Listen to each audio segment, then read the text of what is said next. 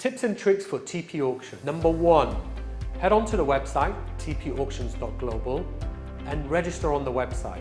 That way you will get informed about all new and upcoming auctions.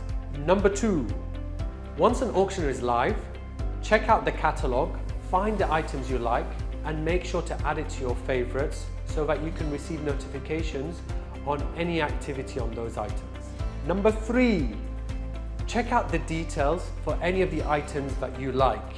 We include full details and descriptions for each item, including documentation if that's included and the condition. Number 4, if it's your first time placing a bid on TP auctions, we'd really recommend you try and do it early. That way you get a feel for what it's like to bid and you can overcome any problems that may arise. Don't leave it to the last minute. Number 5, the auto bid feature. The auto bid feature is a very cool feature, especially if you're very busy or if there's an item you really don't want to miss out on.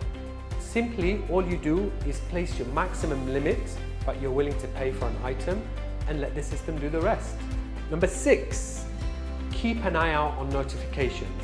If there's any activity on an item that you've added to your favorites, you will receive an email, whether you've placed a bid on it and have been outbid or if someone else has placed a bid on an item.